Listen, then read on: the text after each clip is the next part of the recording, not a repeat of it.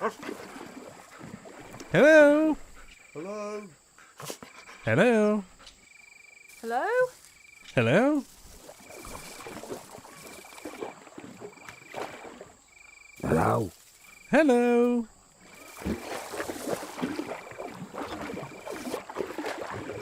Hello? Hello? Oh, there you are. We thought you might be a monster. Hello? Nope, just 3 people sitting in a boat.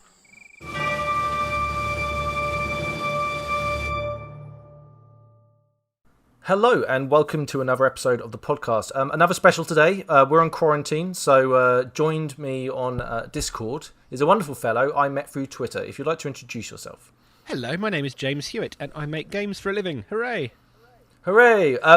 James, what? Just to name a few of the stuff you've worked on over the years, like it's a cool list. So It's quite a list. So I used to design games for Games Workshop. So I did the first one I did for them was Betrayal at Calth, which was a hex-based squad shooty kind of game thing. I did Warhammer Quest Silver Tower. I did Gore Chosen. I then moved to the Specialist Games team. So I did I oversaw the relaunch of Blood Bowl from a rules point of view. Which is a fun little game. A few people have heard of that one. Necromunda, Titanicus, did Hellboy the board game, Devil May Cry the board game since leaving Games Workshop. I don't really stop. Yeah, you're. I would call that quite a prolific work rate, right? Like, it's pretty impressive. It's cool. Yeah. So kind of.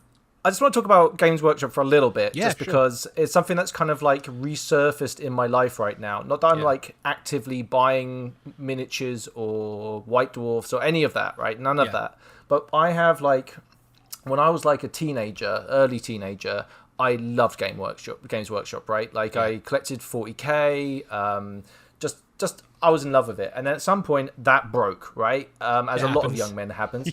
And then nothing. But for a while now, I've been watching like lore videos and even getting to the point where I'm watching like actual battle reports on battles. And I'm like, this is a weird hobby that I'm now in, is observing a hobby from a distance. Do you know what I mean? Like that's weird way to approach Games Workshop, but that's kind of where I'm at really. Yeah. So, well, apart from playing Blood Bowl, that is something I do a lot of. So, I think it's like, with Warhammer TV, and then, because Warhammer TV certainly wasn't the first one to be doing it. A lot of other places were doing video battle reports first, but the number of different places that are doing it now, the standard's going up. There is the quality is insane. Like, let me quote the one I've been watching, Tabletop Tactics.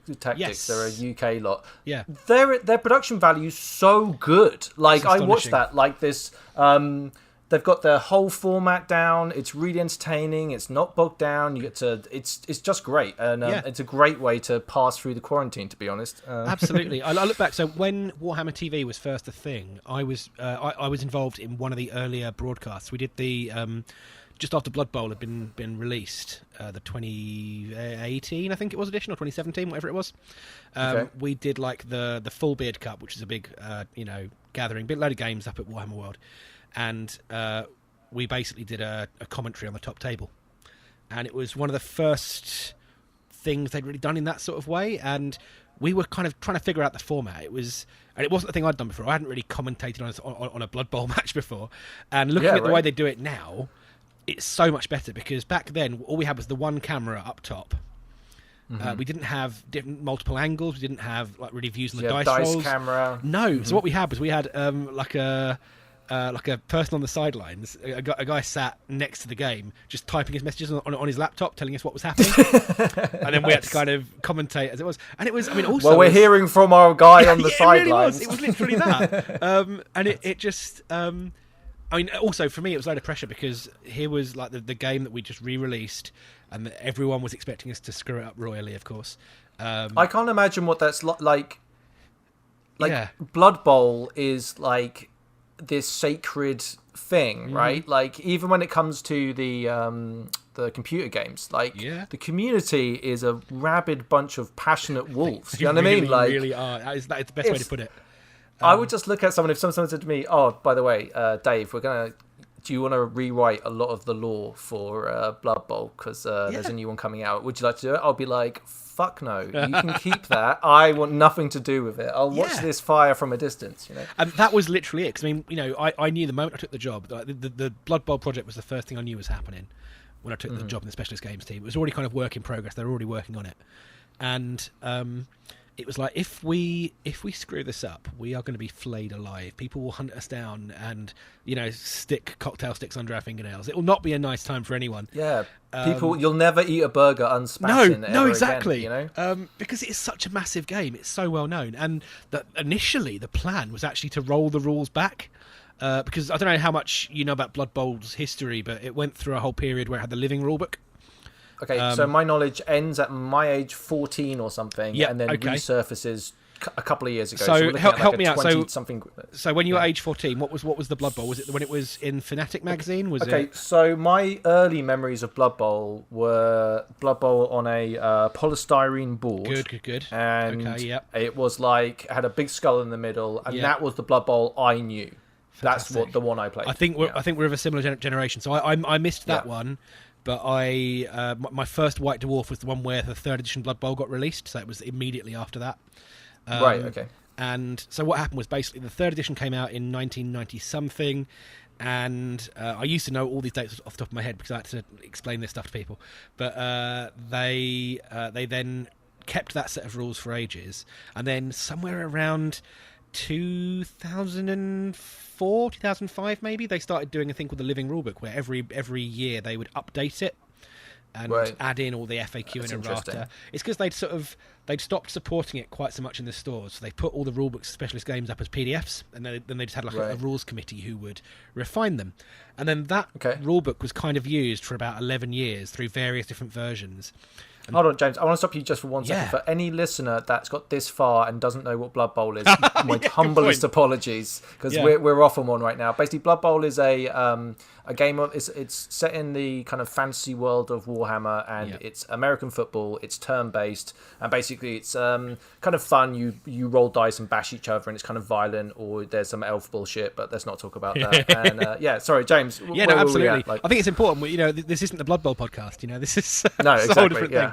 But yeah, totally. So the rules kind of were honed over about a 7 or 8 year period, I think it was in total, until they had what they called the competition rule pack, the Living Rulebook version 6, the final iteration of it, where, you know, that was used for tournaments for years. And then we were coming in, we were going to change it. And what they wanted to do, they wanted to roll it back to before the Living Rulebook stuff had been going on. I think there was like an initial, we don't know who owns this. And that would have been mad because, you know, the video game is based off the competition rules pack. The tournaments that are going on are based off it. It would have been like a step backwards massively. And thankfully, we managed to convince them not to do that. So what we did, we just used that one and added some mistakes of our own, basically. Yeah, sure. So I actually don't know how it was received. So how was it received? Interestingly, overall, I think the vast majority of people were happy with it. We made some changes, which in hindsight we probably shouldn't have made, but also a lot of the changes that we did make I'm really happy with, and I think once people gave it a chance and, you know, took a breath, they really enjoyed it, because a lot of the stuff we'd put in place was based off feedback we'd read online and that sort of thing. So overall, it's brought a whole new bunch of people to the game, and that's a good thing, right? I'm happy with that.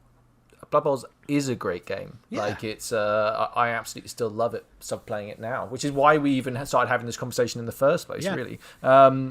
Which is great. Also, shout out to Necromunda as well, because I used to play that back in the day as well, and that was amazing. That was like my game. That's the one that I grew up on. That was like my. So you described the pitch to Necromunda. So Necromunda is it's a grim, dark, futuristic sci-fi setting where you've got, it's a little bit Judge Dredd. It's this mega city. Yeah. And Necromunda is set in the Underhive, which is like the area beneath it, which is like a lawless wasteland. And it's a miniatures game where you collect like a band of fighters, like a gang, and you fight against your mates. But it's designed for long form gaming, so you don't just play one game. You play a whole campaign, and you develop story, and you get narratives, you get interesting things like that. I back in the day, I absolutely loved it. Like, it was so good. Like, having this little squad of people that you name, and then you're so proud of them, and then you take them out, and then all of a sudden someone throws a really well-aimed crack grenade and kills your favourite gunner, and then everything goes to shit. You know what I mean? Like, they fall off the buildings and all that crap. So, it was fantastic game. Yeah. And it was so much fun kind of coming back to that and getting a chance to revisit that and, think about what would I do. And I mean, Necromunda, whereas Blood Bowl was very much the same game, Necromunda was redeveloped from the ground up completely. So it was, the new one feels like the old one, but it's a much more modern, much more slick system, I think. Right. I remember it being very clunky back in the day. Like, we tried to avoid some clunk, We spent a lot of time talking about rules, I remember that, and what did work and didn't work in certain, because you were really heavily invested in your little people, right? My ladies, in my case, because I was Escher. So, they were fantastic. Have you seen the new Escher models, the more recent releases? Because they are fantastic. I haven't, and I feel like as soon as I'm let out of quarantine, I'm worried about what's going to happen to my bank account. I'm deeply concerned. What I probably should be doing, well, basically my plan is, after the quarantine's over, I'm going to go to my local games workshop or local game store, and I'm going to just be that creepy guy in his mid-30s, loitering around, looking at different things and maybe trying to watch a game or two. That's probably what it's all about, my plan.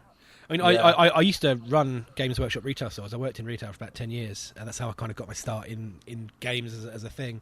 And there is nothing quite as delightful as seeing someone come in, and they're what we call the lapsed hobbyist, the person who used to be into it, got out of it for whatever reason, and has now come back, and they have this thing they never used to called disposable income.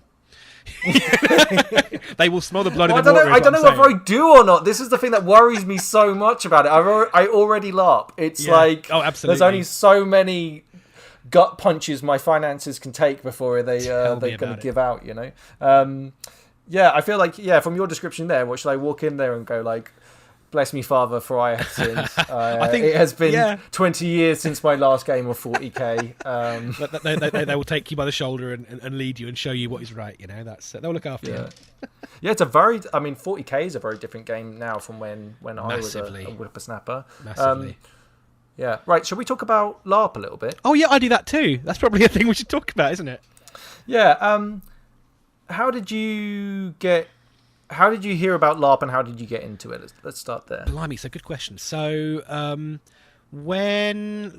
far do I go back? So when I was a student, a bunch of my housemates did LARP down in Reading. I've got no idea what system they did, or I'm assuming it might be to do with the university. I don't know. But it always kind of interested me. I was too busy working generally to do anything though. I just always, I was around, foam weapons and armour and all this sort of stuff. I just didn't get a chance to get involved in it. Flash forward to last year, it would have been, or maybe even the year before, and I found out some people I was working with in Games Workshop were going to Empire, and I thought, oh, that's okay, this is interesting, because the thing that had always kind of put me off, that scared me off a little bit, is what if I go and I don't enjoy myself? Because it's a big investment, it's a big thing to do. I've been a tabletop role player for 20 years. That's worrying to say it out loud. And we're all there, don't worry. Yeah. I'm just going to ponder my mortality for a moment. Let's have an existential crisis and move the hell on with the podcast, all right? Let's go. And so, but I'd always thought, I like role-playing with people I know, people who I'm going to get along with, I'm going to have a good time with them. How do I feel about taking that out to a big, large, group? And I've done things like, I've done a couple of mega games. I don't know if you've experienced mega games at all. I am a big fan of the oh my god, my mind goes blank for their name. The guys that do board game reviews. Shut Up and Sit Down. English fellas. Shut Up and Sit Down. They are absolutely fantastic. And I remember one of their earlier videos Watch was the a mega game. And oh my god, did that get my blood pumping? I was like, we must go to this, basically. I went to one, because Watch the Skies has a thing. The rules pack is available and clubs can run it. And we found a group in Birmingham that were doing it. And we went along, and it's about 60 odd people in a room, and I ended up on one of the alien teams. My partner Sophie ended up on, she was a corporation trying to sell weapons to people, and it was the most fun ever. And I was like, actually, this is interesting. This is it's role playing. It's a full day event. It's a big group of people. I'm having fun. but still there was that kind of, I don't want to go and invest massively in LARP if I don't know I'm going to enjoy myself.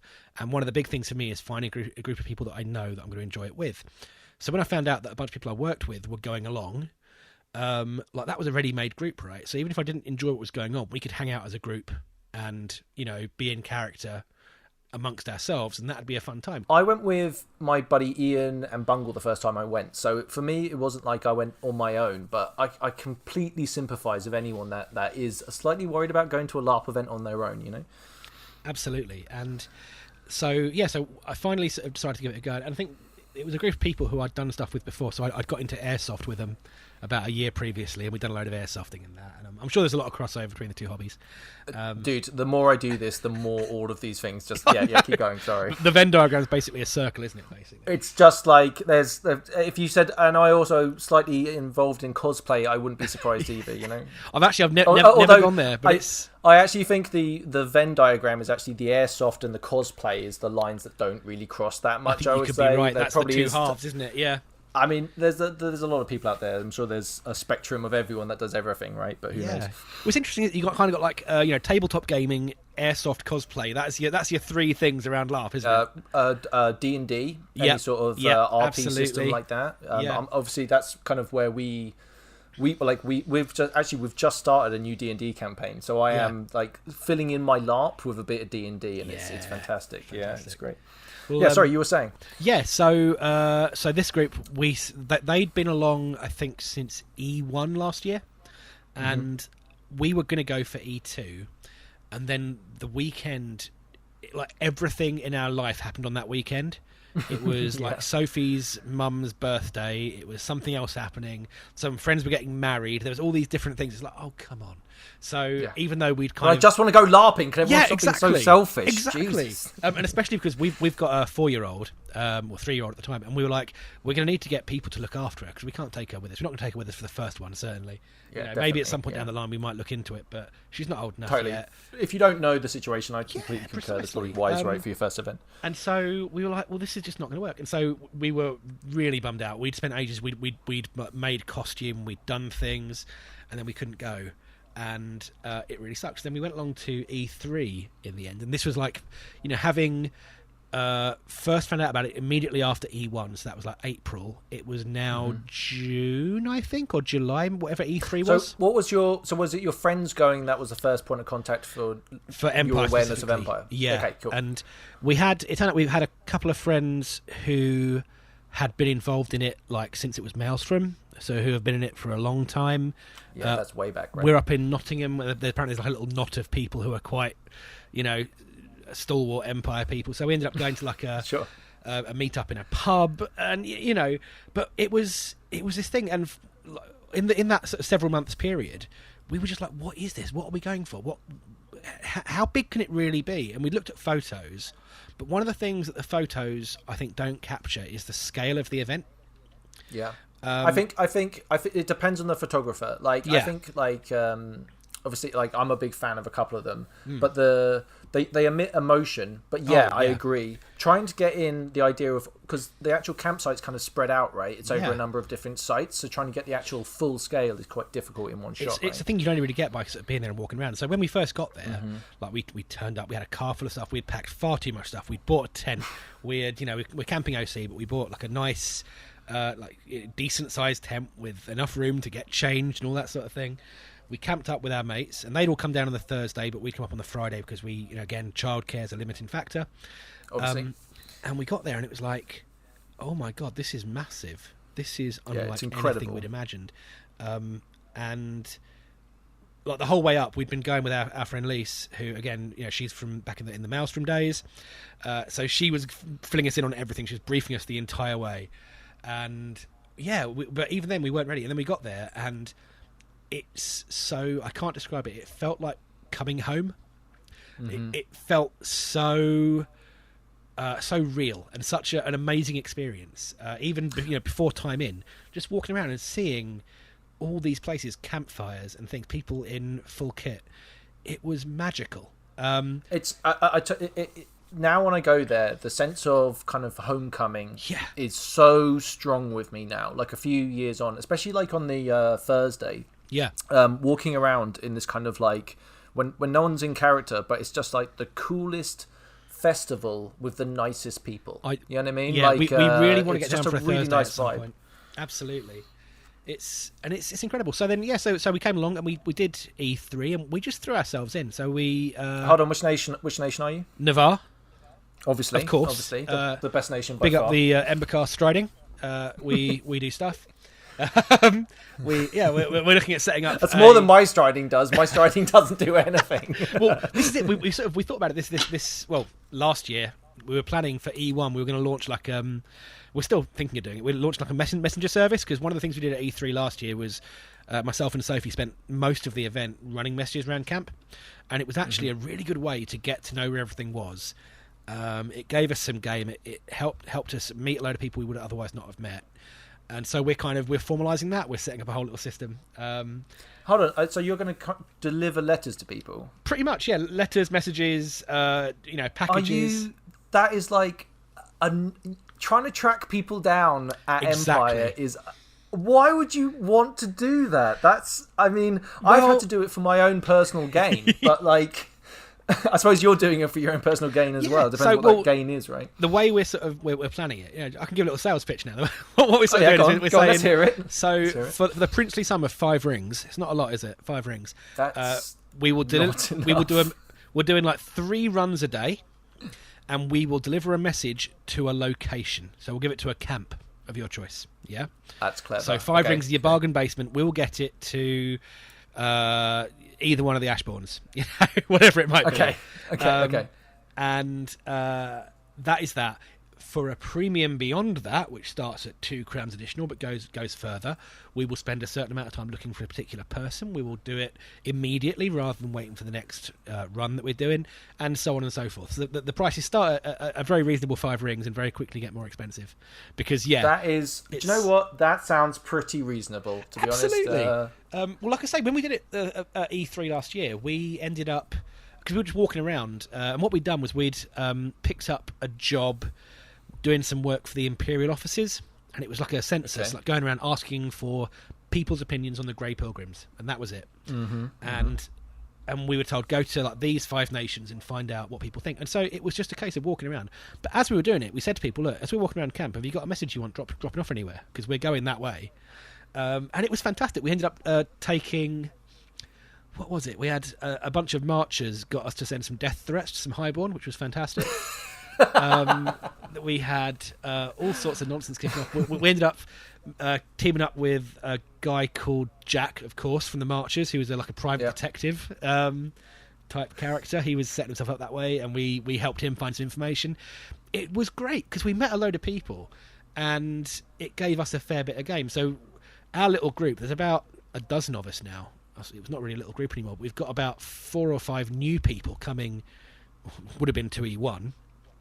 And we said to them it's a great way for you to get out and find out what's what at the camp, find out where things are, and cause I imagine sounds like it would be so easy to just kind of stay in your camp and stay I know people, I won't name names, but really don't know how to navigate their way around the whole of Anvil. They know where the Navarre camp is and there were a couple other bits, but if you said like where is Varushka, they probably wouldn't have an idea. Probably they do now, but like for many events they would never had a clue, right?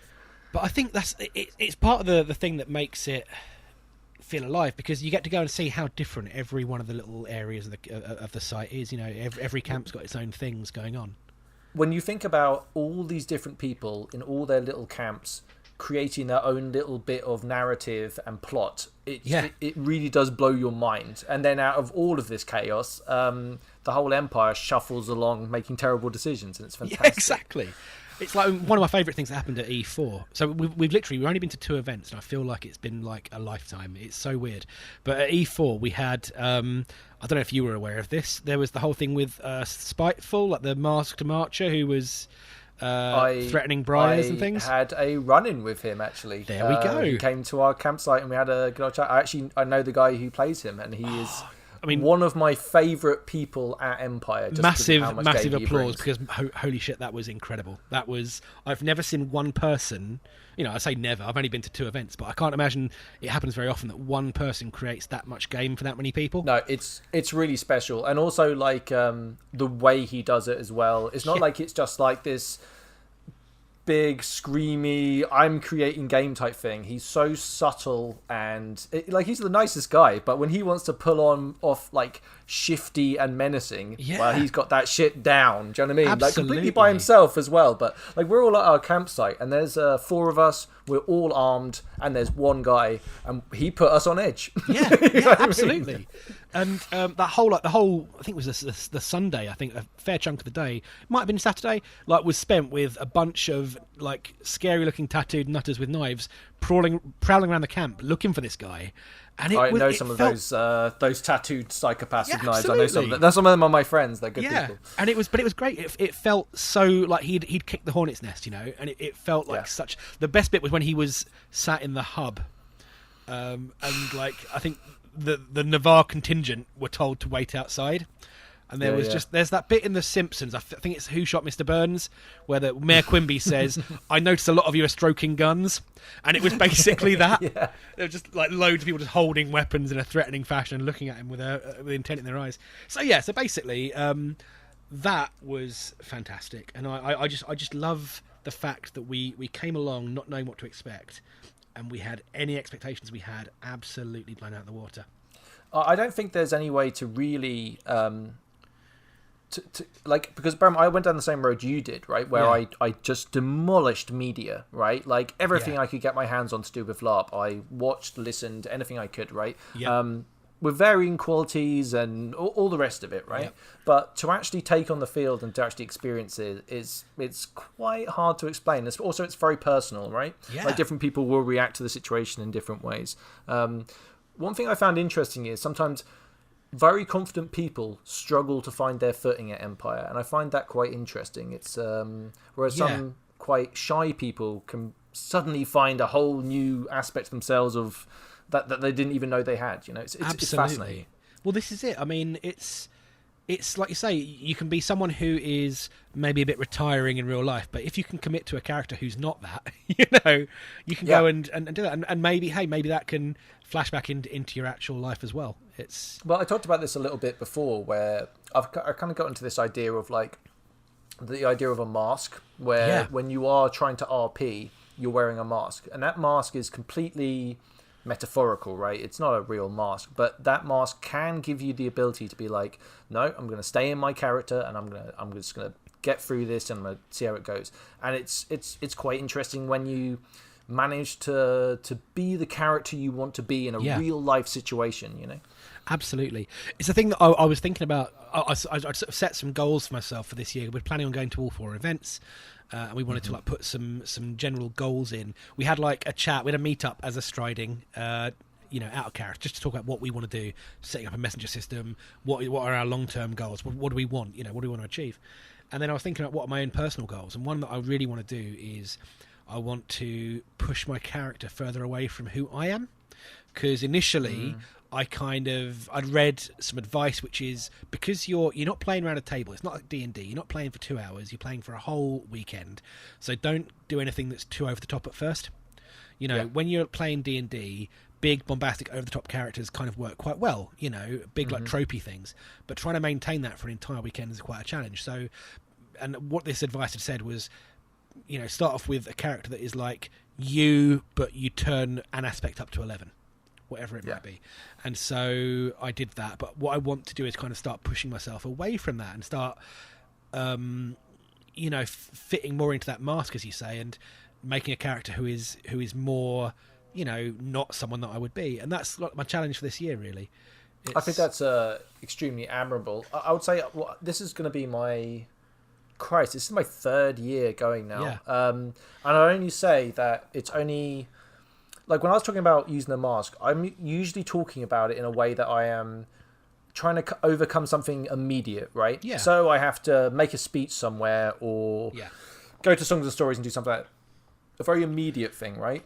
Yeah. Whereas I think there's like, I'm starting to get into the idea now of becoming much deeper into my character while I'm RPing there. You know, like Yes, I'm sure some absolutely. people have found this a lot easier, but I think with the way things are going in my striding and the rest of the Empire, I think my character can start to... let me put it this way. I felt like my character lacked form for a while, and it was hard to kind of like push those RP levels. Now I feel like I'm starting to get to know them a bit better. It's becoming easier. Yeah, absolutely. I mean, I did a thing. So at the end of E3, there'd been a whole thing where a load of herbs had been stolen from the orc, one of the orc tents. Yeah, I heard this whole about thing. Yep. Yeah, and like we'd heard about it when we were hanging around the Imperial offices waiting for some of these jobs we were doing. We'd heard about this, so then we thought, oh screw it, we'll go and see if we can investigate this. We got this guy who was a marcher to come and help us out as well, and we ended up like finding out a bunch of stuff. The main thing being that it was kind of being pinned on Navarre. And so we thought, dude, it always is. It always exactly, is, because we're right next to them, and like the fence between us and them had kind of been knocked down, and so we'd done this work. And at the end of E3, at the standing at the very end, I thought, I just had this moment. I was like, I think I need to say something about this, and so I just got up in front of the whole, and it's a big group. Navarre's not a small nation. Yeah. No, it's big, and it's weird. Did you have to wait in a queue before you spoke? Yeah, I did, and it was How horrible is that? Yeah, it's horrible, isn't it? You're sat there going, all right, that's 2 more people, and the closer you get, the more nervous you get, until you're standing there like, and there's no one in front of you as a barrier. Yeah. So the person that's actually talking is in the middle of the circle, but you're next. You're right there, right? Yeah. You can't duck out now. And also, the longer it goes on, the more you're thinking, am I just wasting everyone's time? Should I be doing this? But actually, no, I think you just got to go for it, right? And I did. And I had like a little sort of, chat and said, Navarre, this is what's happened. Just so you're aware, this is being pinned on us. We're not going to take this line down. I think that we should have a whip around and get some herbs to, I remember that. That was awesome. Yeah. And it was like... I did it, and it was fun, and it ended up making a link with the orcs that I've worked on since then. And someone came up to me afterwards and was astonished it was my first time. I was about to say, I was just about to say, I am like, there was nothing about what you did there that made me go, oh, this is a new player pushing their boundaries. Like, you were like, it just felt the right thing to do, and so that was thoroughly enjoyable, And I want to do more of. I want to kind of make our striding more well known within the nation, and so that's what we're talking about. And like I say, this is all part of my own development for the character is pushing down that way. I want to go down a bit of a dark path with them, which is going to be fun. I'm sure everyone likes to do that. Yeah, definitely. I mean, who doesn't, right? Absolutely. I think that's interesting about the idea of, now I'm playing Dungeons and Dragons again. Yeah, when you roll the dice and that kind of group camaraderie that you get from a successful roll. Yeah. What's interesting, and but at LARP, that emotion can be way more intense, right? Yeah. Because you're actually physically doing it, right? Yeah. Like your adrenaline's pumping, like it's so visceral, So were you there for the branding of the Dornish people last E4? The Dornish, 3 of them that had run through the camp during a particular bit of hearth magic. Were you aware of this that had happened? I'm not sure. Maybe. I don't know. It was a big thing where so a bunch of people in Dorne were doing some kind of some crazy Dornish rite of passage thing, which was like basically a big old game of hide and seek / manhunt, and they 3 of them or 2 of them ran straight through the middle of the big, whatever the big circle is at Navarre, the big like songs and stories circle. Yeah. In the middle of a ritual that was happening, like quite an important one. The egregore was like, I think it was a young lad being welcomed into the Navarre or something. Oh, that is that is not the time. No, and it was, and we all got pulled in, and we were just sat at the camp time, and we ended up with like, 50 odd people stood around as the people from Dawn had the freezing brand of Irenaeus, I want to say, like put on him, which is like a whole thing, and it was this very, very evocative scene, and we all felt it. You could tell that there was this tension, and even though it's not real, that's not how it felt. Yeah, but how did you feel as a Navarre, right? Like I'm gonna say right now, guaranteed, you were furious, right? Yeah, absolutely. Like you were angry at them and you wanted, but how weird is the goddamn group think? That weird group, like tribal mentality that is. And so you look around it, and suddenly what you've got is a group of outsiders in the middle of this group, and then everyone around the outside. We are a family. We are together. You know what I mean? We are all here. Yeah. And they have come in here and they've done some shit, and now they're going to pay for it. If I'm ever nervous in a situation where, say, if it's late at night and there's shenanigans and all sorts of things happening, if I see a Navarre, I know I'm significantly safer than not, right? Like absolutely. that's literally, I'll check a bar, I'll see what's going on, like, and if I see a Navarre in any bother, I'll definitely go and intervene, right? Like it's a no-brainer. It's what's weird is it's like, I mean, I know we're one of the biggest nations, but it doesn't feel like it. It feels like it's a family. You know, you feel like everyone in that camp is on your side, and I think part of it comes from the brief, the fact that it's a nation that is still reeling from some really bad shit that happened to it a long time ago. We're trying to get some stuff back. We are, we're bound to the empire in such a massive way, and I think it really. I'm sure something. All nations are like this, by the way. Like, I'm absolutely, sure, absolutely. We're just gonna we love Navarre, and therefore we're gonna talk about it. If I talk to someone from Dawn, I'm probably sure they feel the same way. But absolutely. I think Navarre has some really special things like songs and stories. I think we have there's some really interesting key people in Navarre that make the whole thing feel very warm and very nice. I don't know how else to put it, but it's been an absolutely fascinating journey so far, and I just can't wait. I mean, I was so gutted that E1 didn't happen. Obviously, it's understandable. There was no option. Let's caveat right now. We all understand it's completely necessary, absolutely. But that doesn't mean that it all of isn't, us were annoying that's happening. Yeah, and last weekend, as it was all going off, we all felt very, very keenly the absence of it. I think, and massively. I think there was interesting, so Songs and Stories was last week. There were so many events on and people doing different things. There was a fundraiser for the theatre on the Friday night. I watched a bit of that.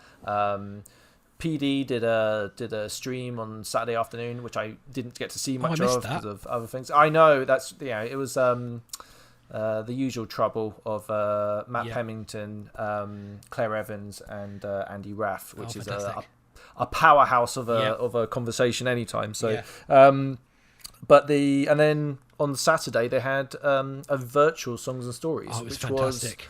Was so I kind of got asked to kind of help out and talk about a few of the technical stuff with them. Yeah, and God, it was interesting, being in there and realizing how much talent there is on the field. It's bonkers. It's astonishing, isn't it? Yeah. Did you watch Songs and Stories? Right. I caught a little bit. So I was running a game design course, but in between it, I was like, "Oh, go and look, go and see what's happening." Yeah. I absolutely loved it. I had to watch a Skype call. I was on it was a birthday party, so I had it on like a second screen. So ever so often I would just phase out watching Songs and Stories, and people would be like, Dave, are you there? And I'm like, oh yeah, I was definitely paying attention. I'm not watching anything else. Yeah, of course, it's your birthday. I would totally not be zoning out on you. You're the one that matters in my life. Yeah, exactly. Whatever your name is. But yeah, I think it was weird to watch it because I was slightly worried that it wouldn't have the potency of what it is live. But I don't know whether I've just been programmed at this stage to because I loved it. It was so good. Well, I'll tell you what. I had a little thing a while back where I went through a phase of listening to all the various SoundClouds that there are, popping the volume up high, and there's some of them that are the ones that were clearly recorded on site. They just transport you there, Yeah. And totally. I got a lump in my throat for a couple of them. I missed it so much. Yeah, I haven't laughed that hard and felt that real emotion in one evening. It was amazing. It was so good. Also, I want to give a quick shout out to my friend Sam Sparrow, who did my story of my death again on the stream. Fantastic. Didn't cry this time, thank you very much, Sam. So stick that in your pipe and smoke it. I will stay strong. It's your magic doesn't work on me anymore, Sam. He's a legend, though, isn't he? What a guy! Just the nicest dude. Yeah, absolutely. I definitely look forward to learning more tambourine techniques next year when I get back on the field. Well, I want to go. I took a drum along last time. I wanted to give it a go. I dabble with drums vaguely in real life, and I wanted to do that. So I ended up going out on the battlefield with a drum because I'm a bit shit at a fight, so I thought I'd take a drum with me. Yeah, that's awesome. Yeah, and it was good fun, especially up for the march in. That was a laugh. But is it okay? Let's talk about battles, right? Yeah. Like, what was your first big battle like? So I went in. I wasn't. I didn't. Hold on, was this your first? Was this your first combat, or did you go on a skirmish? So or let's was do. the So big I've battle not your been on a first skirmish. I really want to go on a skirmish, but I'm also very aware that I'm probably not great in a fight. So I don't like. It feels like it's quite competitive. Like there's not a lot of spaces. So it can go wrong fast. Yeah, but don't let that put you off too much, right? Yeah. I think one thing people get confused about is people's characters' bravado compared to their actual ability. Very the two true. things are not necessarily entwined. So if someone seems like Billy Big Nuts and they're really, really confident, they might not be, right? Yeah. You might well stand your ground. Like, be your character. That's what I'd say to that. Sorry, that's a sidetrack. Absolutely. But I mean, one of the things is most of the sort of kit I ended up putting together was very much non-combat, so I haven't really got much in the way of armor, big weapons, that sort of thing. So that's scary. So my first taste of combat, I went to the new player, combat, whatever it is on the first day, and I thought that was fantastic. I had a great time. The instructors were brilliant. They're brilliant. Yeah, they're so good. I lost all my money. I'd put all my coins in a pouch, which I lost them during the new player skirmish out in a field somewhere. Like a twat. It's like the. Did you tell PD? I did in the end, but what I also did was, and then they were very kind. They gave it to me, but before I did that, I worked into it that because I was on my way somewhere straight after time in, and I suddenly realised I'd lost my money. So my cover for going and getting it sorted out was I'd been grifted on the road on the way in. I was like, I'm going to go back and talk to that guy because he has clearly got my money. So yes, I'm going to keep an eye out for him. He'll be in a bar somewhere spending my exactly, money. Exactly. And so actually, I ended up for the first hour. I was buying a couple of drinks by sort of trading. I was just using barter. I was like, I've got this necklace I made. Can I have a drink? And it totally worked. But yeah, I'll take a necklace for a drink. You can definitely trade that way, exactly. for sure. Yeah. And that's kind of why we'd made a load of this stuff. We spent ages doing loads of leather working and beadwork and stuff, and it was great fun having that kind of barter economy. Oh, so you came with stuff you'd crafted? Yes, yeah, we did. We went a bit mad. I learned bookmaking, bookbinding. I made a book. Jesus Christ, James! I've been doing this 2 years, and I'm starting to get to the point where I'm slightly embarrassed about this conversation at this stage. I took a silly You've achieved more in 2 events than I've done in 2 years. But yeah, so battles wise, so that was my first sort of battle. And then the Saturday morning was when we were going out as Navarre, and I didn't go. And there were 2 reasons. First of all, I wasn't sure what to make of it yet. I thought I'm probably not ready for it. I want to get a feel for the camp first, but also from a character point of view, without going into too much detail because everyone's got a massive backstory. I was playing a character who had been a fighter in his youth and then had a long time of not fighting and was now kind of coming back into society, having been kind of in a self-imposed exile for quite a while. So perfect. Yeah, exactly. It was totally built to make up for the whole I'm new to Anvil thing and so on and so forth. So that's a great way to do it. Yeah, exactly. Because I wanted to kind of justify it in my own mind, and so I spent the first battle in character. Sitting in Moorish with someone from my striding, so Sophie, my partner, we're not partners in game, but we are partners in real life, which is some would say more important. But we spent the whole thing with me basically on a massive guilt drive that I should be out there helping our striding, but here I am like some kind of coward, and it was actually quite good fun. So then I went in because what I wanted to do, I wanted my first experience of a battle to be monstering, really. And so I did that on the Sunday, and I thought it was such a good time. I had a right laugh. I went in, I was an orc physic, and I had a bunch of slaves. Dude, the fact is that some people don't show up to Monster. They are missing out on the best part of the weekend. It's like, I love monstering. It's totally freeing. Like you're talking about before, it can be like, you can feel quite a lot of pressure sometimes, especially when you got shit to do as your character, right? Yeah. So go monster. Yeah. If you just want to feel like what it's like to charge a line with no holds barred, then go for it. Absolutely. You know? And you get to have some fun death scenes, which you might not necessarily want to have as yourself. You know, I mean, I got taken down. The Imperial Orcs charged our section of the line and just rolled over me, and I won't lie, it was utterly terrifying. You know? The Imperial Orcs are, whenever you're monstering and you see the Imperial Orcs come down on you, I'm always like, fuck. They were a scary this is I can't run now, they're too damn quick. So that was that, and then that was so I did one battle at E3, and that was the monstering, and then at E4 it was the so I took part in the first battle, and that was the one where we had a load of orcs that we were trying to defend. Yeah. You the ones where they're all running up. Yes, I was. I didn't fully understand the brief, and I definitely lashed out at least one of them when I was out there. Well, they had some like infiltrators. There were sneaky, naughty Druge in amongst them who were. Is this the one that it was just like the battle was the entire field? It was massive, and we kept moving, and that was. And they were coming from all sides. It was fantastic. That was a wacky battle, by the way. Like I've never seen in the 2 years that I've been going to these big battles. I've never seen one like that before. Like where it was just so spread out, and just individual nations and individual units were just. It felt like it was on the edge of going wrong, but it didn't. It kind of all held, you know. But I was there, like I say, so I wasn't fighting. I had had a weapon on me, but I was mainly there. I'm an artisan.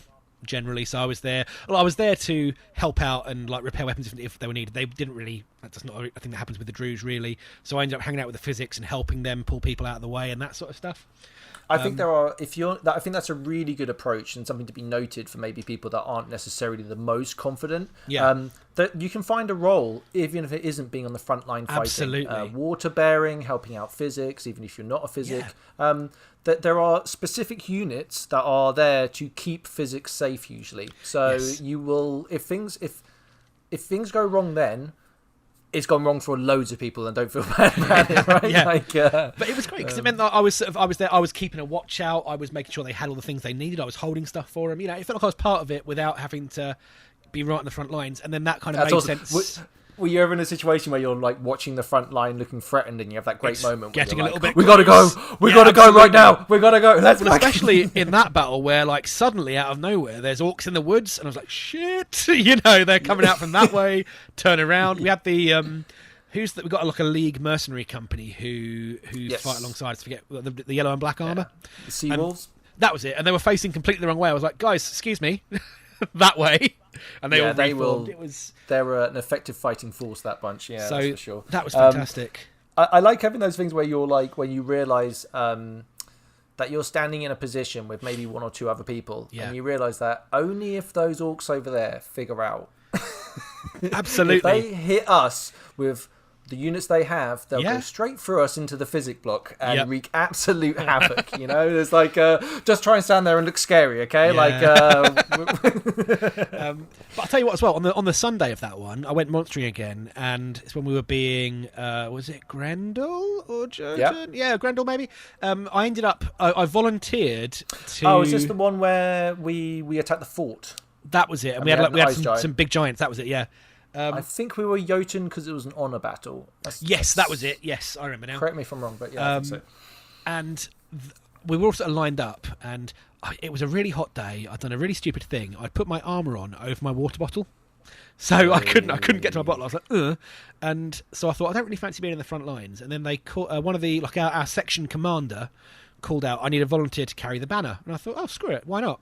So perfect. I did, and actually what was really interesting was I ended up stood right at the back of the field with the commander, organising runners to go and give orders to different parts of the battlefield. And how much did you learn from that, So much. It was fascinating. Crazy. Like watching the way the battle ebbs and flows and all that, you know, it was so interesting. I think there are many different... there's many games to play in Empire, but even on the battlefield, right? Like, I'm a runner. I run about. That's what I do. I deliver messages to different units, and I get to play... the very specific role. If you're a frontline fighter with a shield, then that's a whole different thing. If you're an archer, if you're a commander, even if you're just someone who is like a sergeant in the ranks, right? You are there to help out, keep morale, and keep everything going on, and make sure that everyone's organised in what they're doing. That's it. there are so many different opportunities for people to step up, and it's like it's so cool to see it when it does happen. And I'll tell you what, it was fascinating. From the point of view of someone who has been a tabletop wargamer and has written tabletop war games, like watching the strategy of the battle, the zoomed out version of what's going on, was fascinating. The whole point of giving an order and then watching it not make its way quite to the people that need to see it, and watching them pull ahead. Communication, right? Like the such a limiting factor. Anarchy of a battle. You're like, I have no fucking clue what's happening. And also, the battle that you were in was a straight line, right? It was. Yeah. Imagine what it's like with, like, imagine the day before. There's a fight going on in the woods. Our sides could be being decimated right now, or crushing the enemy. We have no idea. There could be a whole bunch of people come running out of there that aren't our guys and ruin everything. And these field commanders just basically have to sit there and look calm as a fucking cucumber while chaos happens around them. It's so cool. And that's fascinating. I mean, it made me think, is that a part of the game I kind of want to look towards, And sure. Because that kind of strategic command was really interesting. I'm not even saying I'd be good at it. It was just really interesting to watch. I think there's the kind of the military game, going to the military council and all that stuff. I have a bit of an aversion to meetings. That is the one thing that puts me off, I've got to say. Yes, and this is the kind of thing. There's a lot of meetings in a lot of these roles. But what's weird is my kind of little interactions, my double zeros running for anything at the Senate, has been really interesting and educational. I'm not saying I want to be a senator or do any of that stuff or what I really want to do. I have some ideas, but it's like that doesn't seem that bad to me now. And I'll be going to meetings if I do certain jobs, right? So interesting. It's like you say, because of the scale of the place, there is something for everyone. Whatever your approach wants to be, you will find it there. The fact that there are people who happily go along and they tend to shop for the whole weekend. That's what they do. That's the thing. Or run a bar or whatever. Run a bar. You sell cookies. You just for the first year, we were just tourists. That's all we were, right? We literally walked around in the amusement park of Empire, right? Yeah. I'm not saying that should be for if everyone went and did that, it wouldn't be a great game. But I completely respect that people. Yeah, and you also can find your feet a bit more as well. Yeah. And if you go to enough bars and drink enough ale, then usually game does find you in one way or another. Absolutely, yeah, that's it. Yeah. So I just can't wait to get back there. Basically, roll on whenever it is it's going to be. I just want to get back.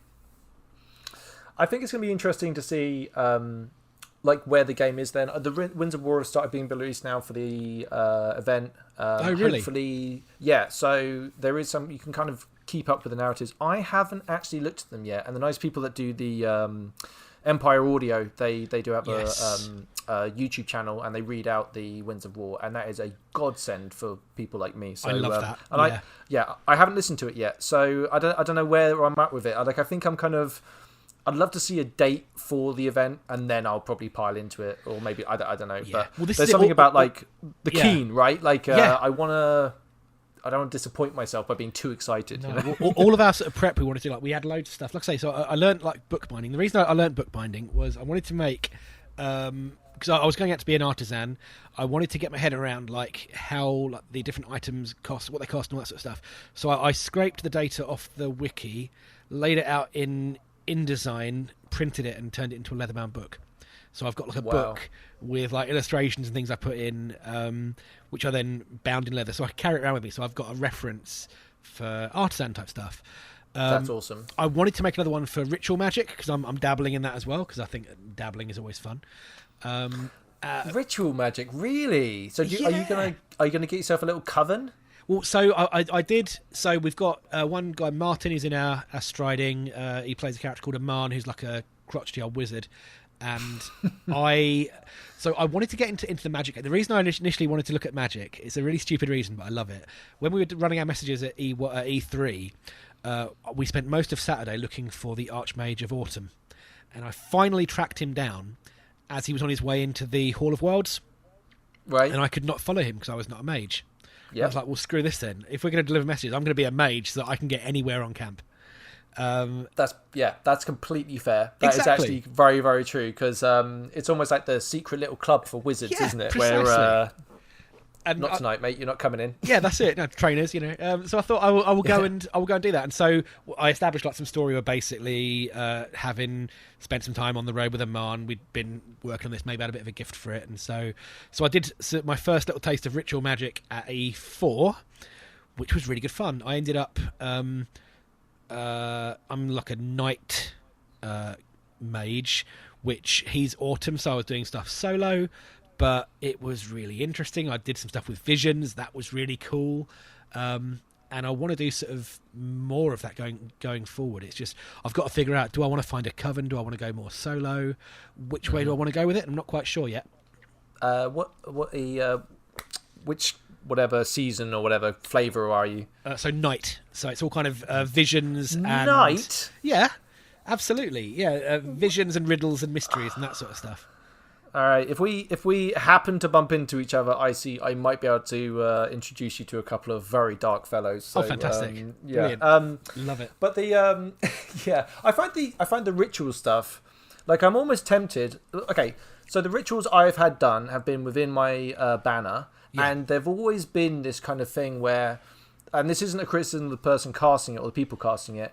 It's always been the last thing on the weekend. Like, it's given not enough respect. It's like the kind of like, I'm just housekeeping, so I'm going to cast this spell on me that will mean that I get to do this thing. Yeah. And I feel like I need to give it more priority or whatever. I don't know. Like, maybe.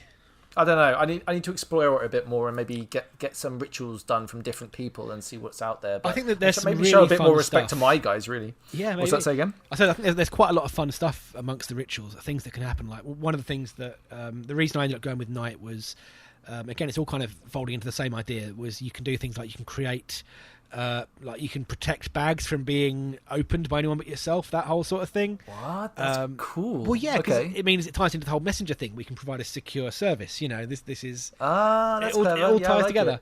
But then looking deeper into it, the whole thing of, like, visions and, like, dreams and illusions, there's some really fun, like, RP stuff in there. That massively. It's... Okay... Going into the kind of like magic world, I love how it's like an extra flavor on what your personality might be, right? Like, you can game it. Like, the people have been trying to encourage me to go into autumn, but if I go into anything, I'm going into summer because it matches my character, right? It matches who I am, it matches what I do. Even if I can't, I'll have to go out and find probably another group. Actually, I don't know. Actually, strike that. There might be more summer people in my thing. But I don't know whether I'm even interested in doing ritual magic. Like, I need to watch more of it, I think. Maybe from an external point of view. It was definitely interesting because, I mean, what I ended up doing was I went away and spent a little bit of time up at God on the wiki, looking up some information, and I sort of planned out, almost like scripted, the ritual. Exactly. Full on, absolutely. Is there any doubt? And so I'm almost sort of seeing it as like my character's approaching it almost like a mathematical, like it's a scientific sort of thing. So you're like pursuing it like it's but in the world of, what's interesting is, like, we talk about this when it comes to religion as well. Like, we're so kind of like 2020 programmed to be like, religion is it's hocus pocus, right? Like, but to view it as a science, right? To be like, no, I am learning magic because it's linked to the way, and the way is completely real. Like, of course it is, because I can do these things, right? Like, absolutely. It does manifest itself, and it's an interesting mechanic to have in it, where you can be a total religious zealot. In fact, there are many religious zealots at Empire. Yeah. That's it. Who have heretics. Evidence for what they're doing. It's really interesting. I love it. Yeah, definitely. Cool. Let's kind of start wrapping up, I think, there, James. Sure. But it's been really fun talking to you. I just kind of it's fun hearing your experience coming into the game, and how you approached it. There's a couple of things. How did you feel? Is there any kind of insights that you maybe had from being a games designer coming into Empire when you were looking at the rule book? Like, how did you interact with that as a game set? So, I mean, initially, I gave everything a really good read, as I always do for any game I play. And then was that rules or was that lore? Or both? It was both. So I read pretty much anything I could get my hands on, just so I wanted to have like a nice working knowledge of most stuff. The rules specifically I went through, and what I was really impressed with was the game design. It suits the style of play so well. Like, it's designed so that everything has, all the things that need justification are really well justified. You're not having to kind of hold loads of information in your head. Like I've read about LARP systems where you're having to almost like do maths on the field, track hit points, different locations, all this sort of nonsense. Whereas actually everything is so clear cut, and it's even things like the national brief, like the orc brief, where they've written in like the wraps around the wrists and the neck as part of the character, but of course it's there for an OC reason as well. It's there to hide the mask and all that sort of thing. That to me is indicative of the whole approach that's been taken to the rules generally, which is they are written as a very living rule set that is there to make the game work smoothly. And I imagine Massively. you need that. I'm a big fan of board games when the mechanics on a game fit the setting of a game. Yeah, right? absolutely. So I've recently been playing this World War II game. What's it called? Undaunted. Normally, I want to play it. The deck building one. It's so good. I want to get it's on it, such a good game. And I like military history. As any grown boy should. But the mechanics, the way that they work on the field is like, I understand what's happening. I can visualize what's happening in this battlefield because of the mechanics, right? Yeah. LARP, on the other hand, has this extra dimension where you have to deal with people actually acting these things out and interacting and everything else that goes along with that, right? Like, talk about a feat, my God. And then to see it in action working so well is hugely impressive. I would love to sit down and chat to Matt sometime and find out how his brain works, because it's fantastic. The whole sort of rules team is incredible. It's an endless abyss of knowledge that you will fall imagine. into. I feel I've talked to him twice now, and every time I speak to him, I'm just like, I wish someone smarter than me was talking to him that could actually ask him a lot better questions than I am, because I'm sure he has some fascinating stuff to talk about. Also, Andy Raff, I'll put in that as well, and Graham and Claire and all the rest of them. They're all very, very good. I'll stop kissing their ass because I'll end up sounding like a shill. They'll be like, oh yeah, the podcast was good until they completely sold out to Empire. Do you know what I mean? Like PD, those shills.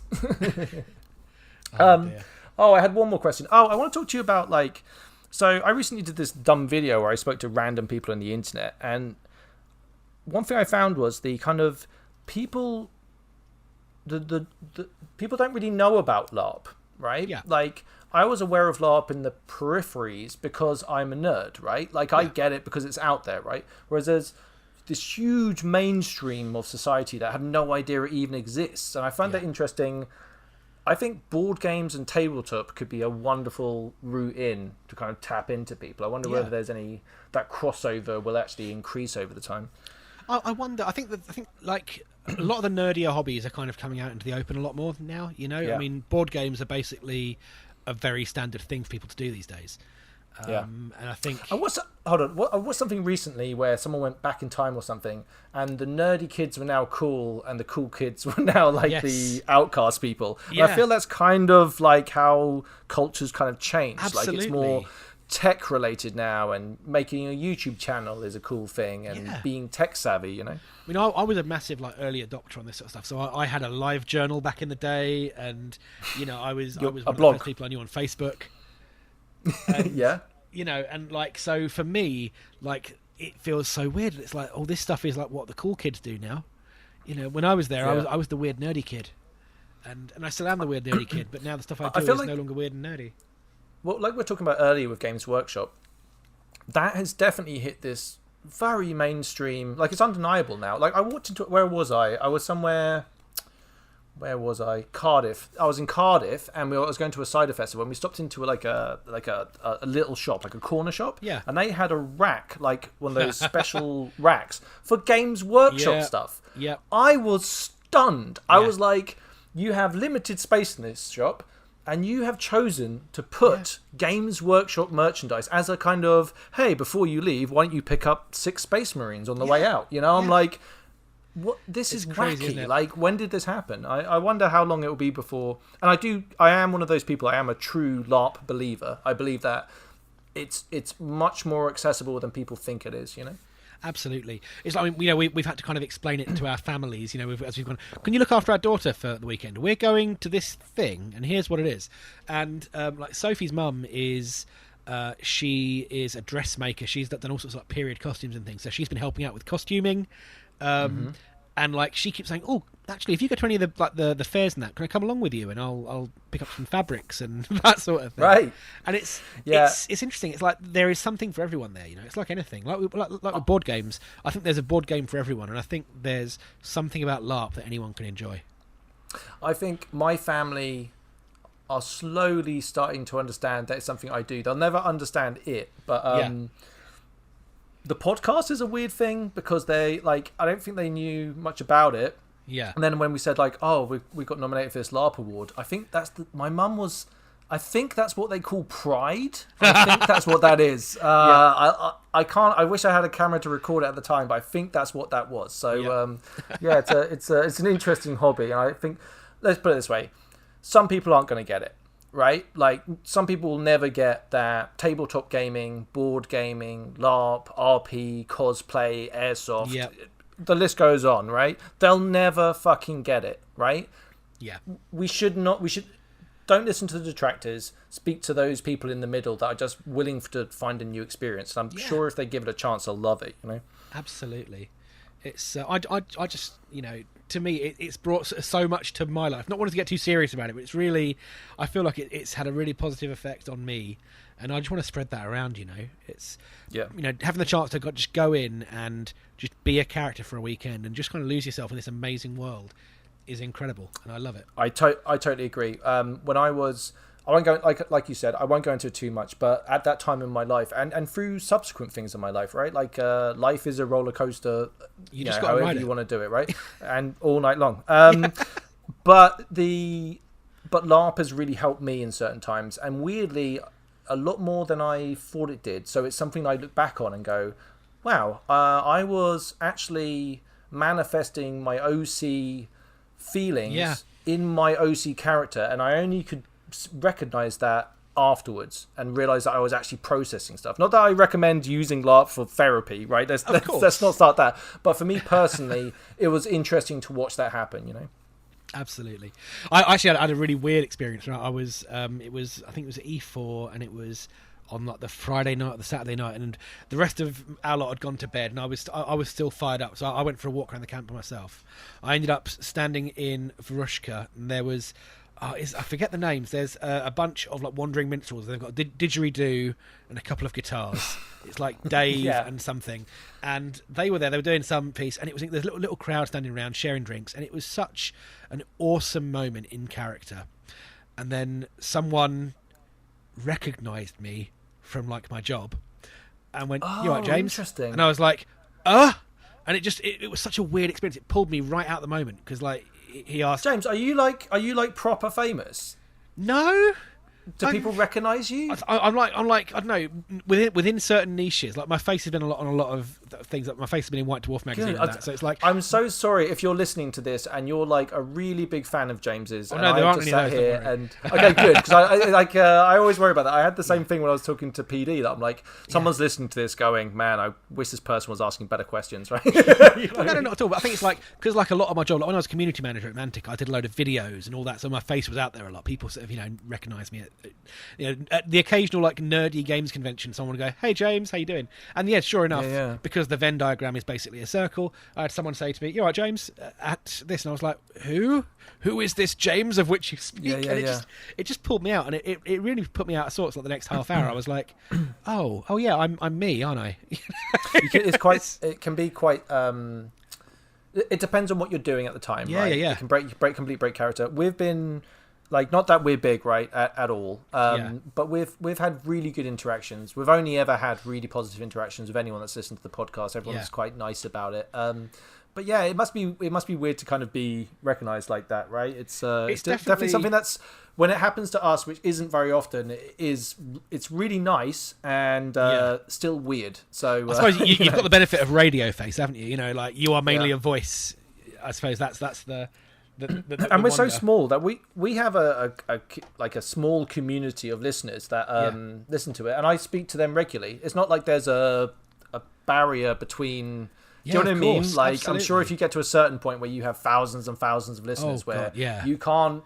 You shouldn't talk to every single person that messages you for your own, absolutely mental health probably. Yeah. But for us, it's we're in a really nice position with it, Anyway, I'm rambling, so we should probably call this to an end. There, let's James. do it. There's always a point where I start rambling, and we should just end the podcast. But James, thank you so much for coming and doing this. It's been Thank you for absolutely having brilliant me. talking to I've you. thoroughly enjoyed it. I'm really looking forward to meeting you in person and hopefully maybe doing some RPing with you at some point if Definitely. we can come up with a smart way of doing it. Oh, Maybe we'll I need figure it a out. message sending. Yeah, maybe you do. In fact, I might. You never know. I might need a message. I could be an important person. Who can say? People don't know that. People don't know I don't know anything and I'm completely useless. Hey, anyone can Anyway, afford thank you. 5 rings, right? 5 rings for a letter. What's that? 5 rings. 5 rings. It'll get to you when it gets to you. Shut up. So yeah. Thanks a lot for listening, everyone. I hope everyone's staying safe and doing okay. And I want to say a big thank you to our patrons who are still supporting us. We are obviously we're trying to release content and we're trying to keep you guys entertained and keep ourselves sane. So we're doing our best. I hope that you're well, and thank you very much. Goodbye. Right then. So who are you? Well, I'm the narrator. This is my companion, the listener. They don't mean to be rude, and they don't talk much. And this is our ferryman, Jasper. Yarp! The narrator? The listener? Jasper? Are you on your way to a silly names contest?